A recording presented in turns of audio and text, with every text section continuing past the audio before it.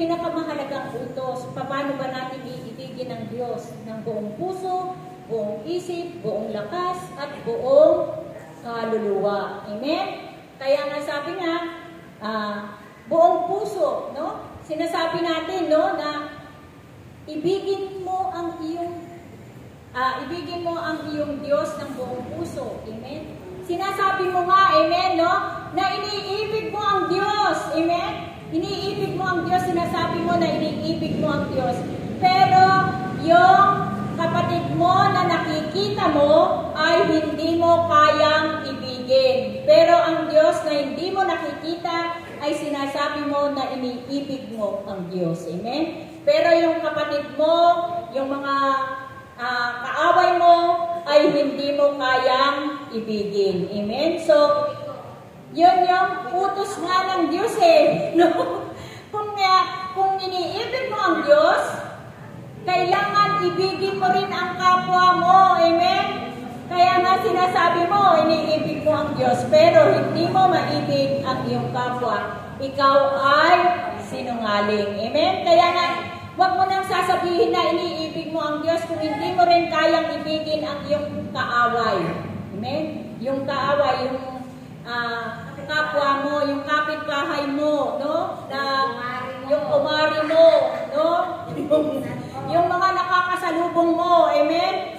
Kailangan ibigin mo ang iyong Diyos ng buong puso. Amen? Paano mo maiibig ang Diyos kung ang iyong kapwa na hindi mo ay na nakikita mo ay hindi mo kayang ibigin? Amen? Malakas sa palakpak sa ating Panginoon. So, ngayon ay hindi ka na nakaka-utos ay hindi ka na nakakasunod sa utos ng Diyos. Amen? Kasi nga yan yung utos niya eh, no? Na ibigin mo ang iyong kapwa ng higit sa iyong sarili. Amen? Kailangan daw ibigin natin ang ating Panginoon. Hindi lang kalahati. Kailangan 100% na sobra-sobra pa na ibigin natin ang ating Panginoon. No? Kailangan buong-buo natin na ibigin ang ating Panginoon. Amen? Malakas na palakpak sa ating Panginoon. Hindi lang yung iibigin mo lang ang Diyos. Kasi nga binibigyan ka ng pagpapala. Amen?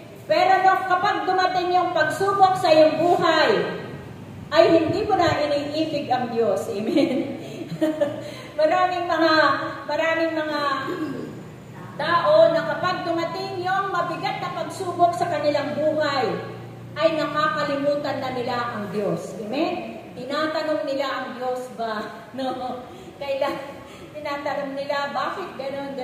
Marami yan. Kine-question nila ang Diyos. Amen? Kailangan yun nga, ang sabi nga, ang ating Panginoon ay 100% natin na ibigin. Amen? Kasi nga, ang ating Panginoon ay walang hanggan ang kanyang pag-ibig sa atin. Yun yung unconditional love. Amen? Walang hanggan ang pag-ibig ng Diyos sa atin. Amen? Malakas sa palakpak sa ating Panginoon, no? Hindi naman tayo ang unang umibig sa Diyos. Amen? Ang unang umibig ay ang Diyos. Amen? Na kahit na tayo ay makasalanan, no? Na marami tayong pagkukulang sa Diyos, ay hindi tinitignan ng Diyos ang ating mga pagkukulang. Amen?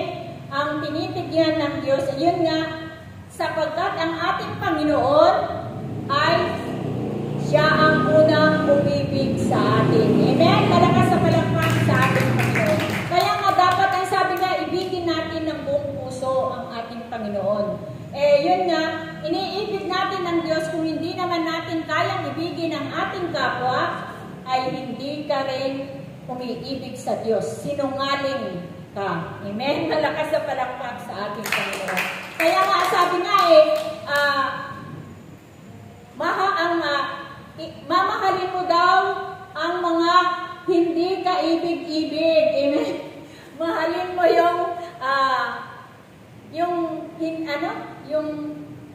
mahalin mo yung hindi ka ibig-ibig. Amen? Mahalin mo daw yung hindi karapat-dapat. Amen? Mahalin mo ang iyong kapwa. Amen? Kasi yun yung utos ng Diyos eh. Paano mo maiibig ang Diyos kung hindi ka naman umiibig kapwa.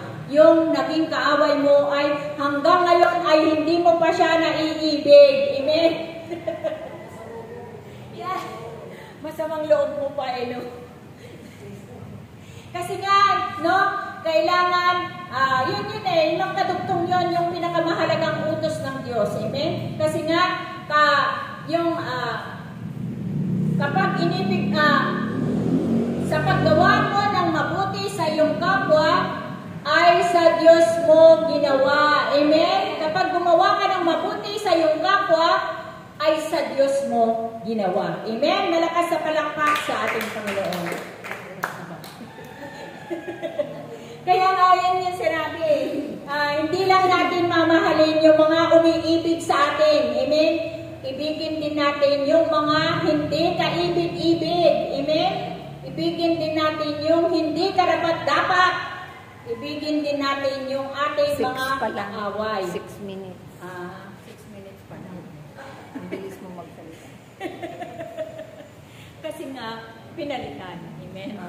Kaya nga, no, pinakamahalagang utos ng Diyos, no? Yun eh. Yung paggawa mo ng mabuti, pagsunod mo sa kalooban ng Diyos, tunay, no? Na kapag ikaw ay sumusunod sa kalooban ng Diyos, amen? Tunay na ikaw ay nakakasunod sa ating Panginoon. Amen? Kasi nga, sabi nga, kung iniibig mo ang Diyos, ay makakamtan mo ang buhay na walang hanggan. Amen? Malakas sa palakpak sa ating Panginoon. Kaya nga, sabi nga, manatili tayo sa pag-ibig ng Diyos. Amen? Kasi nga, kapag umiibig ka sa Diyos, tunay na ikaw ay may buhay na walang hanggan. Amen? Kailangan manalig ka, magtiwala ka sa Diyos. Amen? Na kahit na dumating yung mga pagsubok sa iyong buhay, kailangan mong manalig, manampalataya sa Diyos na may Diyos. Amen? Hindi yung kapag dumating yung mga pagsubok sa iyong buhay, nakakalimutan mo na ang Diyos. Amen? Kasi nga, no? Nakatingin ka sa nakatingin ka doon sa yung mga pagpapala ng Diyos. Amen? Pero kapag dumating na yung pagsubok na yon, nakakalimutan mo na ang Diyos. Amen? Kasi nga pati nga sa paglilingkod sa Diyos. Amen? Minsan kasi bilang tao, ay panghihinaan din tayo ng loob. Amen? Kasi nga, na yung pagsubok na yan ay tunay na kapag yung nanghihina ang iyong pananampalataya, tunay na pinanghihinaan ang iyong loob kapag dumating yung pagsubok na yan. Pero ang sabi nga ng ating Panginoon yung pagsubok na daw na yan ay kasama natin ang Diyos na sa pagharap natin sa mga pagsubok na yan sa ating buhay. Amen? Malakas sa palakpak sa ating Panginoon. No? Kasi nga yung pagsubok na yan, yan yung challenge sa atin Amen? Kaya lang, yan, no? Yun yung pagsubok na yan, yun yung magiging challenge natin Kasi kapag dumating yung pagsubok na yun, no? Kapag ang pananampalataya mo ay yung pananampalataya mo ay tapat, no? Na matibay pala. Yung matibay na pananampalataya mo sa Diyos. Amen? Na kahit na dumating yung pagsubok na yan, talagang tunay na hindi ka matitinag. Amen? Kasi nga, yun yung pinaniniwalaan mo na merong Diyos, no? Na merong Diyos na kasama mo sa iyong buhay. Kaya nga yung pagsubok na yan ay tunay na yan ang pinanghihinaan ng loob ng mga tao. Amen? Siyempre, bilang tao, tayong lahat ay pinanghihinaan ng loob. Amen? Pero ang sabi nga ng Diyos ang Diyos ay nandyan, no? Walang hanggan ang pag-ibig niya sa atin. Amen? Na kahit na patuloy tayo na nagkakasala, no? Pero ang Diyos ay hindi nakatingin sa ating pagkukulang, no? Siya ay nakatingin sa atin. Kasi nga, siya ang unang umibig sa atin. Amen? Hindi tayo ang unang umibig sa Diyos. Siya ang unang umibig sa atin. Amen? Malakas sa palakpak sa ating Panginoon. Kaya nga yan yung mga aral at turo ng Diyos, yan yung pinakamahalagang utos niya na dapat nating sundin. Amen? sa ating buhay. Kasi nga, kapag nasunod natin yung pinakamahalagang utos ng Diyos, makakamtan natin ang buhay na walang hanggan sa kaharian ng Diyos. Amen? Malakas sa palakpak sa ating Panginoon. Ha? 10 minutes. God is good. All the time. All the time. God is good. Malakas sa palakpak sa ating Panginoon. Ashri, Hali, Haliya, Hali, Haliya, Ashri, Ashri, Hali, Haliya, Kaya tayong mga tao, Ashri, Ashri, Hali, higit tayo na kanyang mga tagapaglingkod na itinalaga. Hali, Haliya, Tatandaan lagi natin Hali, Haliya, ang kanyang mga katuruan Hali, Haliya, na kailanman ay hingi natin sa kanya Hali, Haliya, ang Ashri, Ashri, tayo ay maging matibay. Higit maging matatag ang ating mga pananampalataya Hali, Haliya, sa piling ng Diyos at kailanman ay hindi natin susukuan ang mga pagsubok na kanyang pinahintulutan. Hindi natin pangikinawakan, gampanan ang lahat ng ating pinanumpaan tungkulin para sa kanya. Dahil sa pamamagitan ng ating mga kapwa, ito'y ginawa natin sa ating Diyos na pinaglilingkod. Amen, no? Malakas sa palakpak sa ating Panginoon, no? Sabi nga yung mga aral at turo ng ating Panginoon, dapat ito ay ating isabuhay. Amen? Hindi yung nandyan lang na hindi natin isinasabuhay yung mga aral at turo ng Diyos. Amen? Ang sabi pa nga ng ating Panginoon na kailangan namin sundin daw yung kanyang mga pinag-uutos. Amen? At kailangan nating kamtin, no? Yung mga aral at turo ng ating Panginoon. Amen? Kailangan natin sumunod sa kanyang kalooban kasi sa pagsunod natin sa kalooban ng Diyos tunay, no? Na hindi tayo mabibigo. Amen? Kasi nga sabi nga, ang nananalig at nananampalataya sa ating Panginoon ay hindi mabibigo. Amen? Malakas sa palakpak sa ating Panginoon.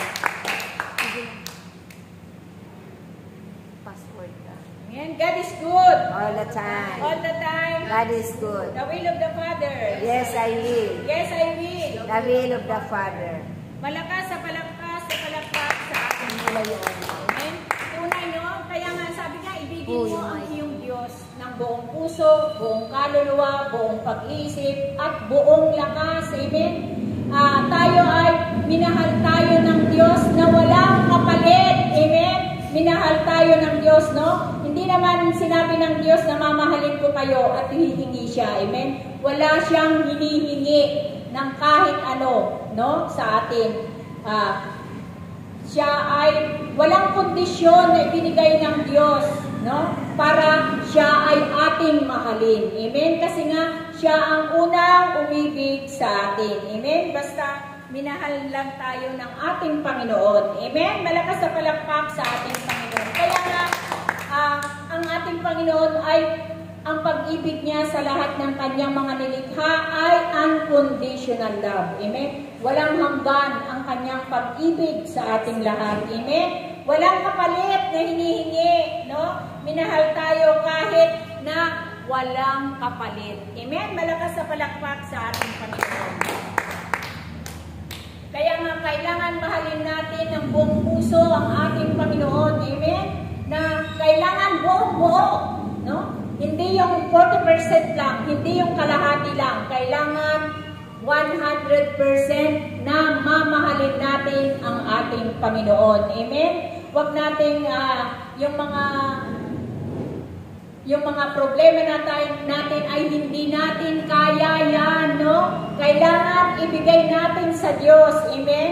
Kasi nga ang ating Panginoon lamang ang kailangan na asahan natin. Kasi wala naman na tayong inaasahan na iba, kundi ang ating Panginoon. Amen?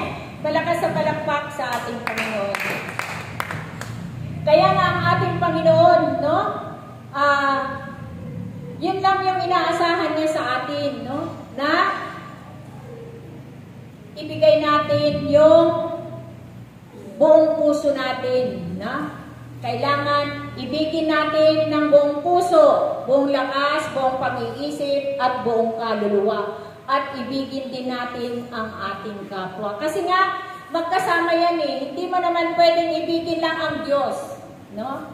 Hindi mo kayang ibigin ang Diyos. Kung hindi mo kayang ibigin ang iyong kapwa, ay baliwala. Amen? Kailangan kapag inibig mo ang Diyos, kailangan mo rin ibigin ang iyong kapwa. Amen? Paano mo iibigin ang iyong kapwa? Patawarin mo siya sa kanyang pagkakasala. Amen? Kasi nga, kapag pinatawad mo siya sa kanyang pagkakasala, ay patatawarin ka ng Diyos. Amen. Amen? Malakas sa palakpak sa ating Panginoon.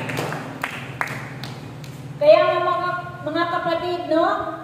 Napakaganda, no? Ang pag-ibig ng Diyos sa atin ay wala tayong hinihingi, walang hinihingi ang Diyos sa atin na kapalit, no? Na kapag tayo ay inibig ng Diyos, ay wala naman siyang hinihingi, na sabi. May tungkulin. Wala naman siyang hinihingi na, oy, iibigin ko kayo. Pero, maglilingkod kayo sa akin. Amen? Wala namang ganun na sinasabi ng ating Panginoon. Amen? Ang hinihingi ng ating Panginoon ay ang ibigin mo lang ang iyong kapwa. Gumawa ka ng mabuti sa iyong kapwa. Amen? Kasi nga sa paggawa mo ng mabuti sa iyong kapwa, ay sa Diyos mo ginawa. Amen? Malakas sa palakpak sa ating Panginoon.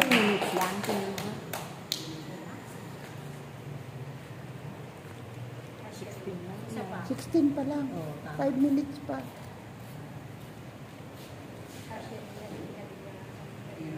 Sa bawat buhay ng tao, kayong lahat ay may mga pananagutan sa kapwa ninyo.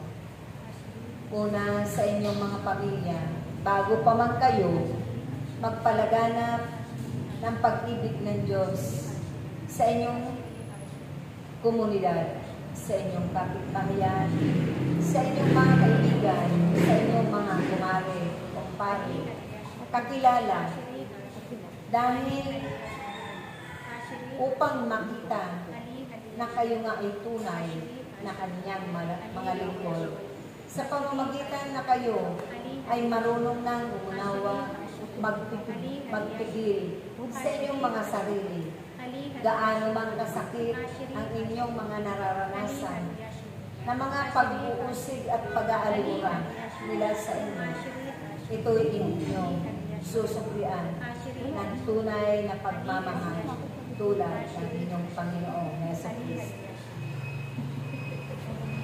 Amen. Malakas sa palakpak sa ating Panginoon, no? Ang sabi nga no? Ibigin daw natin ang ating kapwa. Amen.